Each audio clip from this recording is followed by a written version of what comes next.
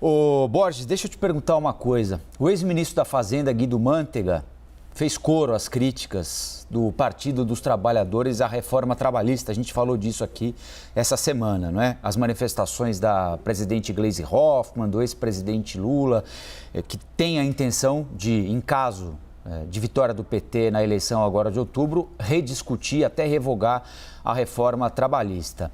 Ontem, naquela série de artigos que a Folha de São Paulo está fazendo com economistas que são indicados pelas pré-campanhas para falar sobre economia dos pré-candidatos, a Folha ouviu o ex-ministro Guido Mantega, que foi indicado pelo PT, escreveu um artigo.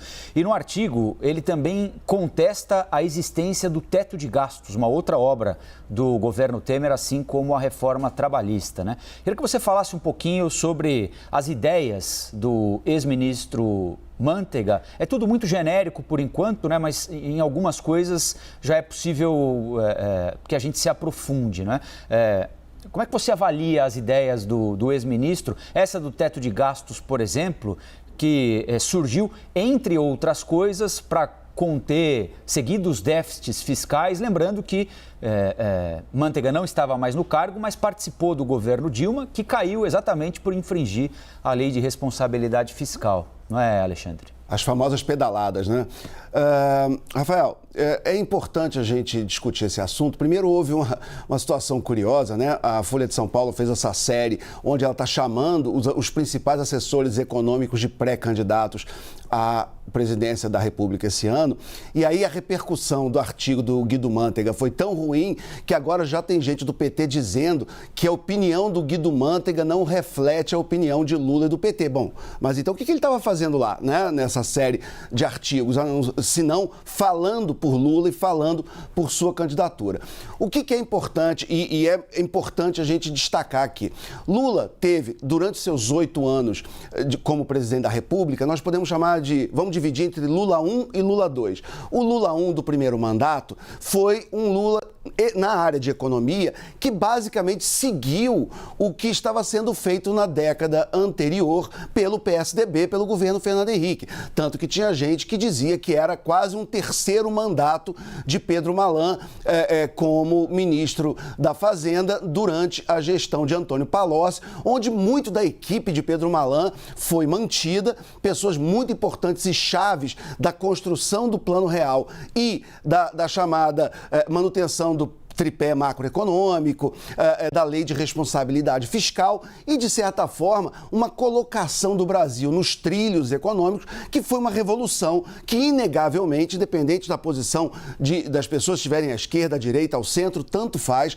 é inegável o que aconteceu no Brasil nos anos 90 e no Plano Real. Muito, muito mesmo mérito daquela equipe econômica. Então, Lula, quando se mostrou em 2002 o candidato a líder das pesquisas, quando ele estava numa posição parecida como ele está hoje, houve uma certa desconfiança no mercado, ele soltou aquela carta ao povo brasileiro, ele se comprometeu a uma política, vamos chamar de mais ortodoxa, em termos da condução econômica do país, e isso se mostrou uma decisão acertada. Ele fez um primeiro mandato que tem seus méritos em termos econômicos, só que aí no segundo mandato, depois do mensalão, depois dele ter escapado do impeachment e ele ter basicamente acertado com o Centrão e trazido o Centrão para dentro do núcleo duro do governo, também muito parecido com a situação que a gente está vivendo hoje, ele começou então a entregar a condução econômica do país para aquela ala mais ideológica do partido da qual faz parte o ex-ministro Guido Mantega, ou pós-Itália, que era o nome tratado nas planilhas da Odebrecht. E o ex-ministro, ele então entra com um artigo onde ele parece que quer voltar ao tempo. Ele fala mal de privatização, ele chama o período atual de neoliberal, que é uma brincadeira de mau gosto.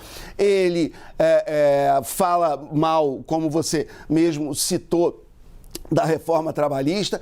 E o que é mais importante da gente destacar desse artigo é que ele, muito espertamente, ou como se fala agora malandramente, ele só cita os números do governo Lula de 2003 a 2014. Só que o lulismo e Dilma foram até 2016.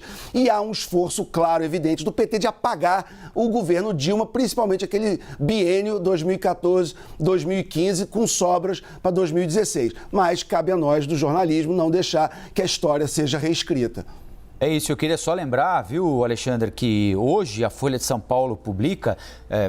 houve essa polêmica aí a que você se referiu, né? Gente dizendo que, olha, o que o Manteiga está dizendo não é exatamente o que aconteceria num eventual novo mandato do ex-presidente Lula.